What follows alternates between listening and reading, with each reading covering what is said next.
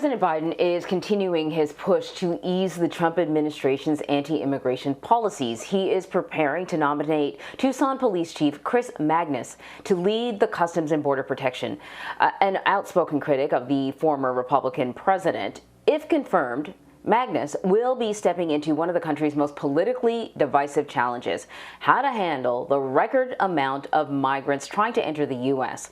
Over 172,000 migrants were apprehended along the southern border last month, the highest number in 2 decades, and nearly 19,000 of those encountered by border officials were unaccompanied children.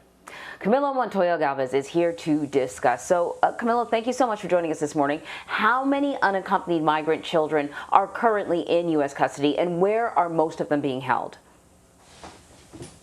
Yes, good morning, Emery. As of yesterday, there were more than 21,000 unaccompanied migrant children in federal U.S. custody across the board. That is a very large number, but the good news, Anne-Marie, is that the vast majority of these unaccompanied children are currently housed in shelters and emergency facilities overseen by the Department of Health and Human Services, which has child welfare professionals who are responsible to care for these children until it can place them with sponsors here in the U.S. who are typically family members. So this is a department who should have custody over these children in the long term while they remain in U.S. custody. But there are still about 3,000 unaccompanied children stranded in Border Patrol stations and tents, which, as we have discussed on multiple occasions, are not designed to hold migrants, let alone children, for more than 72 hours. So that is still a big concern. But the Biden administration has made some progress in getting some of these children out of these inadequate facilities by repurposing convention centers, a church hall in Houston, camps for oil workers, and even military installations into makeshift shelters to get these kids out of these Border Patrol facilities. So we're hearing that Health and Human Services has announced that it's actually opening 2 emergency housing facilities for unaccompanied migrant children ages 12 and under, one in Michigan, one in Pennsylvania. What's the significance of these 2 new facilities? Yeah, it is significant because the previous emergency facilities that the Biden administration has opened so far have all been for migrant boys and girls who are teenagers. So this is the first facility to open up that will house what the government calls tender age children, who are minors who are typically under the age of 12. So these are children who, because of their age, require special care and services, and who will have more adequate facilities in Pennsylvania and Michigan, as you mentioned, because of their age. So this is a significant development because many of these young children have been stranded in these Border Patrol facilities because these emergency sites like the conventions and the work camps that I mentioned earlier are not adequate for their age. So this is a big development again, but again, it is important to note that there are still 3,000 unaccompanied children in these Border Patrol facilities, and that is still a record high. And also, here's the thing, Camilo, no matter how nice you make a facility, I think most people would say that it's not the best place to house children, particularly traumatized children. So what is the administration doing to get these kids into the homes of relatives who are already here, or reunite them with their parents?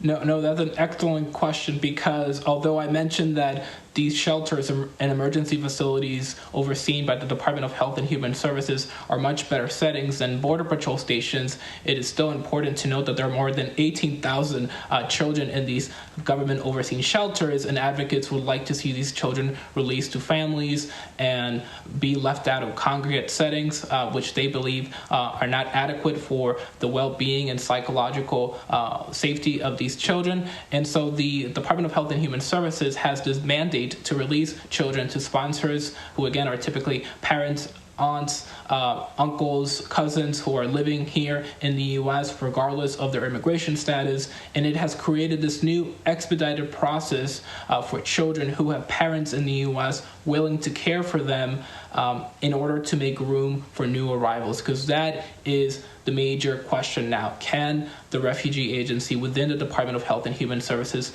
move these children out of its custody so it can make space for new arrivals? Because as we've seen, the number of children entering U.S. border custody has not stopped. So we started this whole thing off by saying that Chris Magnus has been nominated by the Biden administration to be the next CBP commissioner. What can you tell us about him? Sure. So as you mentioned, Chris Magnus is currently the police chief in Tucson, Arizona. He has been known to be a progressive law enforcement officer. He previously led police departments in North Dakota and California towns. So he has plenty of experience when it comes to local law enforcement. He does not appear, Anne-Marie, to have any experience implementing immigration or border policy.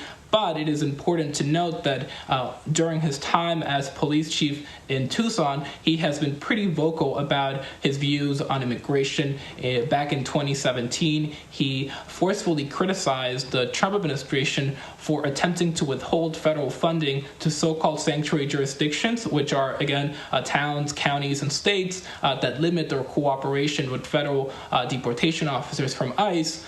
And he said that this hardline policies and rhetoric coming from the Trump administration was fueling distrust and fear among immigrant communities, and that they actually made these communities less safe because undocumented immigrants would be fearful to report crimes and to be witnesses in law enforcement investigations. So we know that he has heavily criticized the Trump administration, but again, he has no experience crafting federal immigration policy. And as you mentioned during the intro to the segment, he now has this daunting challenge of trying to respond to this historic number of unaccompanied children entering U.S. border custody, as well as a spike in apprehensions across demographics by single adults and families. And again, we are still in a pandemic, and that is obviously exacerbating the logistical challenges that Customs and Border Protection, the agency he would lead,